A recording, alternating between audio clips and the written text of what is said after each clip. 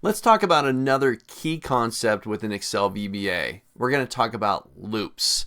Now, there's actually several different ways to get code to repeat multiple times. That's what a loop is all about.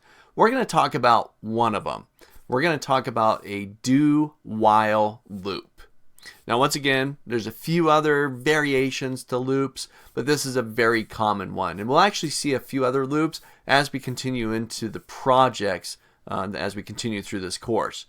So first off, let's get into a do-while loop. The ability to be able to do something, whether it's a single statement, a single action, or multiple actions while a specific condition is true. Take a look. So I'm back inside of the file. This is just a brand new file that we started up just a couple of lectures ago. I'm going to clean it up a little bit, but I'm going to keep working inside this one. I'm going to go ahead and delete out this procedure. I don't need it anymore. I'll just highlight it. I'll delete that out of there.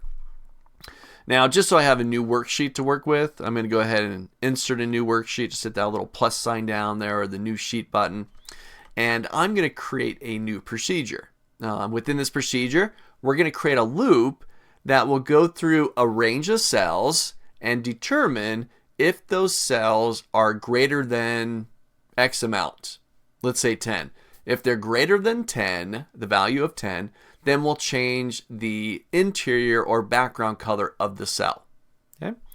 So actually, before I create the procedure, I'm just going to jump into my new sheet and just right here and say column A, I'm going to put in 10 values. So I'm just going to make up some numbers here. It really doesn't matter, just so we have something to be able to work with.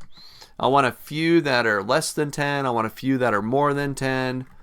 Just so we have a variation of digits inside of here.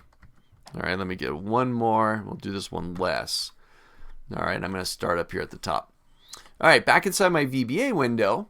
So we're now going to create a new procedure that when I run it, it will go through all these cells. It'll loop through each of them one at a time, check to see if it's greater than 10, and if it is, it'll change its background color. All right, so I'm back over here inside my VBA. I'm going to insert a new procedure. We'll give this one a name. We'll call it Fun with Loops. I'm going to leave the rest of the settings default. It's going to be a sub procedure. It's going to be public in scope. And I'll hit OK. So there's the beginnings of my procedure. Let's just move that up so it's out of the way of my fat head. All right. Now we're going to introduce a variable in here that we're going to end up using within the loop. And as we start creating this procedure, I'll talk our way through it. So first part, we're going to declare a variable. Remember how to do that? Start with my keyword of dim. I'm going to call it I, and the type as is going to be an integer. And I'll talk some more about that here in just a moment. Now I'm going to right away, I'm going to go ahead and make I equal to 1. All right, so we got a variable. It's called I. Right off the bat, we give it a value of 1. Now, why is that important? Well, let's start creating the loop, and then this will start to come into focus. So the loop that I'm going to use is called the do-while loop. I want to repeat something, whatever that is, multiple times while a specific condition is true. So in this case, I'm going to say do while I, remember our variable, is currently equal to 1, is less than or equal to 10. Here's my loop. Do while I, our I variable, currently equal to 1, is less than or equal to 10. And then we close our loop with this loop keyword here, and everything in between the do and the loop is what's going to happen while this condition is true. Now, right now, if I were to run this just as is, I never changes value.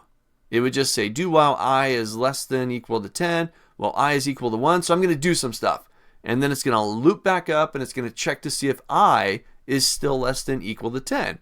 If it is, it would do a bunch of stuff or whatever we told it to do, and it would just keep looping, rechecking to see if I is still less than or equal to 10.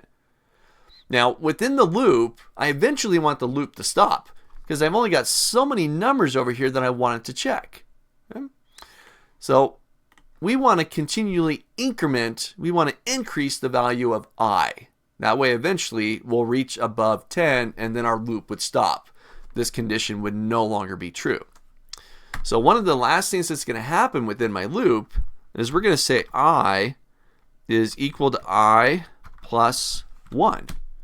We're just going to increase the value of I from 1 to 2 to 3 to 4. Each time it loops, it'll increase the I value by 1. Okay? Just take I, add 1 to itself. So now, really what's going to happen here? Each time it loops, we want to check a cell, the active cell, check to see if its value is greater than 10. If it is, then we'll change its color. If it isn't, then we'll just move to the next cell and continue that process till our loop is all done. So I'm going to bring in a condition here. We'll say if active cell's value dot value is greater than 10, then, and I'll end my if. So now we got the conditional to create a little bit of flow within our procedure. So if the active cell's value is greater than 10, then I want to take that active cell, whatever it is, A1 or A2 or A3, whatever the current cell is that we're on, and I want to get into its interior or the background. So active cell dot interior is really the background, and I want to get into the color of that interior of that active cell. So here I'm going to make it equal to a color, and I'm going to use a function here. It's called RGB, or red, green, and blue, and I'm going to make this really simple.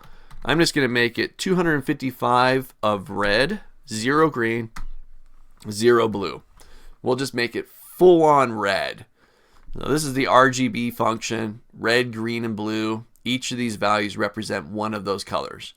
255 is 100% of the color, in this case red. 0 is 0% of the color, in this case green, and blue being 0%. So just 100% red. All right, so if the active cell's value is greater than 10, then we'll change its color. Well, again, we're looping this, and I wanted to do it for each of these cells here.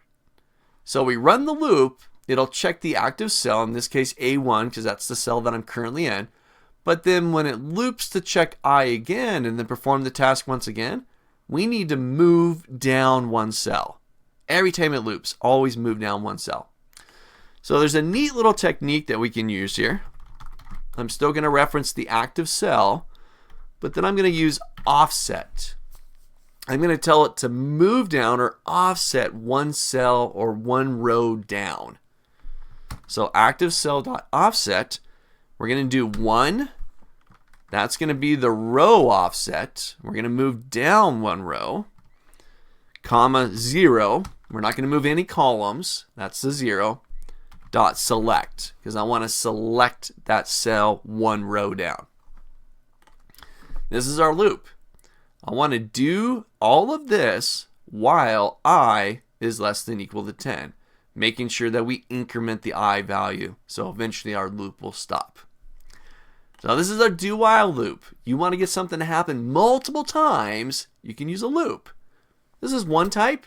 There's 4 loops, there's 4 next loops, there's a couple of different types of loops that we can use. But once again, this is perhaps one of the most common ones, and we'll take a look at some others as we continue through this course. But first, let's try this out. So I'm going to make sure that I'm in A1. I'm going to click back to my procedure, and I'm just going to go hit the play button, the run button there at the top of my screen. And look at that. Boop, all done. Went through all 10 of my cells. Do while I is less than equal to 10. Keep incrementing that for each loop. If it's more than 10, change the color to red. Offsetting, moving down one row every loop. So try this out. Get your loop going. A do while. And feel free to experiment. I mean, try some other stuff out in there if you're comfortable with it. If not, nail this down. And as we get into the other projects, you're going to see some other loops happening within there as well. So we're definitely going to get some more experience with it.